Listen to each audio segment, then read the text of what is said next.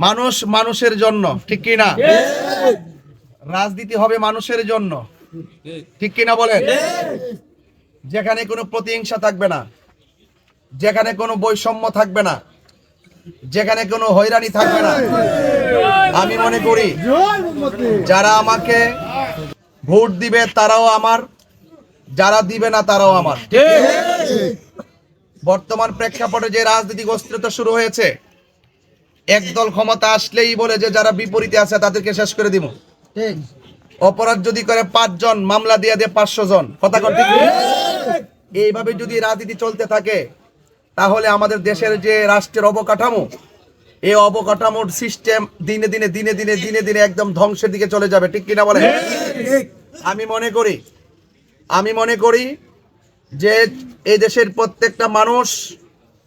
প্রত্যেকটা মানুষকে শ্রদ্ধার নজরে দেখবে, বড় ছোটকে স্নেহ করবে এবং ছোট বড়কে সম্মান করবে, এবং কোনো ধরনের রাজনৈতিক প্রতিহিংসা থাকবে না।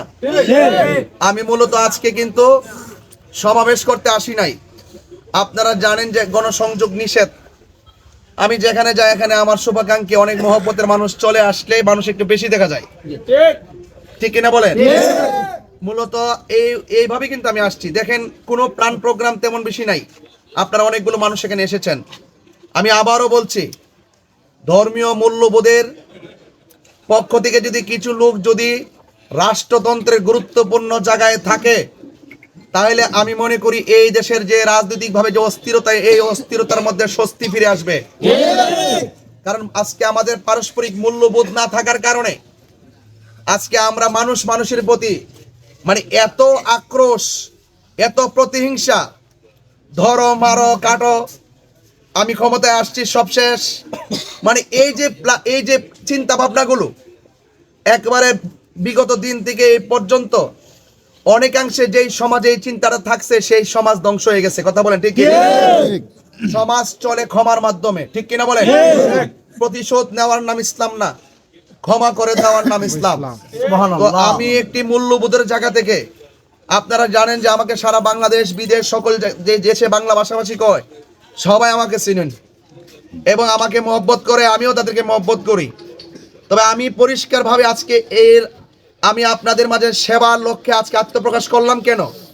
এর মূল উদ্দেশ্য হলো আমাদের বৃহত্তর সুন্নি জোট সমর্থিত বাংলাদেশ ইসলামী ফ্রন্ট মনোনীত মোমবাতির প্রতীকে আমাকে এখানে তারা মনোনয়ন দিয়েছেন। যদি আমাকে ঢাকায় দিত ঢাকা যেতে হতো, ব্রাহ্মণবাড়িয়া দিলে ব্রাহ্মণবাড়িয়া যেতে হতো।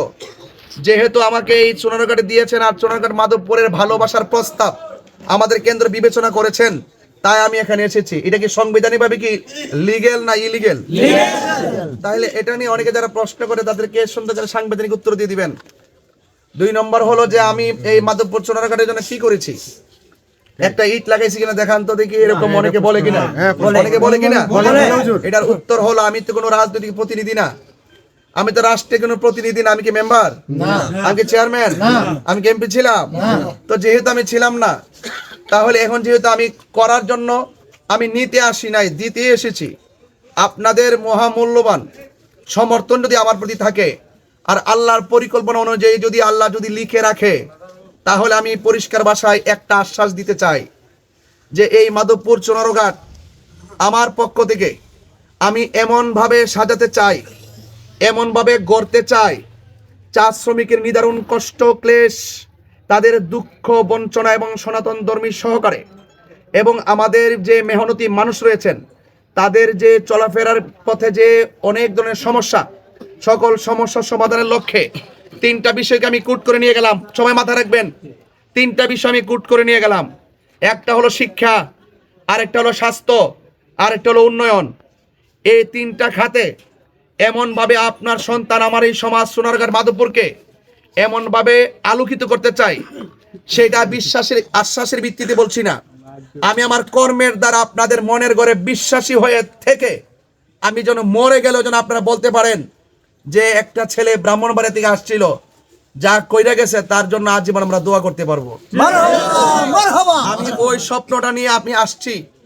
আপনাদের কাছে আমার অনুরোধ থাকবে, আপনারা ইসলামী ধর্মীয় মূল্যবোধের জায়গা থেকে অন্তত পক্ষে আমার উপরে বিশ্বাস রাখতে পারেন এবং আমি মুনাফিক না, এবং আমি জবানের খেলাফ করি না।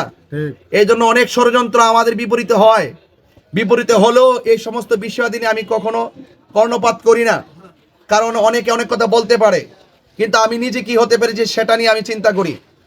এই জন্য আপনাদের সন্তান, আপনাদের সমাজ, আপনাদের সামাজিক ব্যবস্থা, আপনাদের যাত্রার মান উন্নয়ন, শিক্ষার উন্নয়ন, যাবতীয় স্বাস্থ্যের উন্নয়ন, চিকিৎসার উন্নয়ন, এই সবগুলোকে একত্র করে আমি যেন আপনাদের যত চাওয়া আছে, আপনাদের যত চাহিদা আছে, সব চাহিদার কণ্ঠগুলো যেন আমার হৃদয়ে ধারণ করে রাষ্ট্রতন্ত্রের গুরুত্বপূর্ণ জায়গায় তুলে ধরে আপনাদের পাশে মানবিক যোদ্ধা হয়ে একজন সেবক হয়ে থাকতে পারি, সেই দোয়াটা চাওয়ার জন্য এখানে এসেছি। আপনারা আমার জন্য খাস করে দোয়া করবেন এবং মিলেমিশে থাকবেন, কোনো ধরনের প্রতিহিংসা রাখবেন না। এখানে রাজনৈতিক প্রেক্ষাপটে অনেক ধরনের দল থাকবে, অনেক ধরনের মত থাকবে, এগুলোতে আপনারা বিতর্কে জড়াবেন না। যে যে রাজনীতি করে সেই রাজনীতির প্রচার প্রসার করবে, সেখানে কেউ কোনো প্রতিবন্ধকতা সৃষ্টি করবেন না। আমি নির্বাচন কমিশনকে বরাবর বলেছি, আজকে আমি এনটিভি এবং কালের কণ্ঠকে আমি বিবৃতিতে বলেছি যে লেভেল প্লেইং ফিল্ড যেন অবশ্যই নিশ্চিত থাকে, যার যার রাজনৈতিক যে প্রচারণা আছে সেগুলো যেন সে নির্বিঘ্নে করতে পারে, কেউ যেন কোনো বাধা বিপত্তি না করে। পাশাপাশি নির্বাচন ঘিরে মানুষের যে আকাঙ্ক্ষা আছে, এই আকাঙ্ক্ষা পূরণে কেউ যেন কোনো জোর জবরদস্তি, দখলদারিত্ব কিংবা আধিপত্য বিস্তার না করে। যদি কেউ জোর জবরদস্তি, আধিপত্য বিস্তার করে, তাহলে এই 18 কোটি মানুষের যে স্বপ্ন, নির্বাচন ঘিরে যেই স্বপ্ন এঁকেছেন এবং নির্বাচন কেন্দ্রে যে আকাঙ্ক্ষা রুট ম্যাপ তারা তৈরি করেছেন, সেই রুট ম্যাপ ব্যাহত হবে। আর ওই রুট ম্যাপ ব্যাহত হলে তাহলে এই বাংলাদেশ থেকে গণতন্ত্র, রাজনৈতিক যে স্থিতিশীলতা, এগুলো ধ্বংস হয়ে যাবে, আবারও অস্থিরতার সৃষ্টি হবে। এই জন্য সকলকে বলবো, তাওয়াক্কালতু আলাল্লাহ। জমিনে কে দায়িত্ব গ্রহণ করবে, জমিনে কে মসনদে বসবে, কে অপদস্থ হবে, কে বাঁচবে কখন, কে মরবে কখন, এই ফায়সালা করেন কে? আরো বড় করে কে করেন? এই জন্য আপনারা এক আল্লাহর উপরে ভরসা রেখে মানুষকে ভালোবেসে রাজনীতি করুন, দেখবেন আল্লাহ পাক খুশি হবেন। আমরা প্রতিহিংসা চাই না, আমরা ভালোবাসা চাই। চাই কি চাই না? এই বাজার ব্যবসায়ীরা যারা ব্যবসা করছেন, প্রত্যেকের ব্যবসায় যেন আল্লাহ পাক বরকত দান করে, সকলে মিলেমিশে ব্যবসা করবেন এবং আমাদের রাজনৈতিক মাঠে আমাদের প্রতিযোগিতা থাকতে পারে, কিন্তু কোনো প্রতিহিংসা থাকতে পারে না। কথা বলেন ঠিক? ব্যবসার মধ্যেও প্রতিযোগিতা থাকতে পারে, কিন্তু প্রতিহিংসা থাকতে পারে না। প্রত্যেকটা সেক্টর, প্রত্যেকটা জায়গাতে আপনাদের আল্লাহর উপর ভরসা রেখে কাজ করবেন, দেখবেন আল্লাহ পাক বরকত দিবেন। আর আপনাদের বাড়িতে মা বোনরা আছেন, যারা মা বোন আছেন আমার সালাম দিবেন এবং আমার জন্য দোয়া করতে বলবেন। আজকে হয়তো পথসভায় এসেছি, কোনো একদিন হয়তো আল্লাহ যদি দয়া করেন পাইকপাড়াতে গণসংযোগে মহাসমাবেশে আপনাদের সাথে আমার দেখা হবে। আপনারা আমার পাশে থাকবেন, আপনারা ভালোবাসা যেভাবে দিয়ে এসেছেন সেই ভালোবাসাটুকু দিবেন। ইনশাল্লাহ আপনাদের প্রতিদান আমি ঘামজুরি হলো দেওয়ার জন্য শতভাগ চেষ্টা করব। আল্লাহ যেন আমাকে সেই তৌফিক দান করে। সকলে বলে আমিন। আসসালামু আলাইকুম।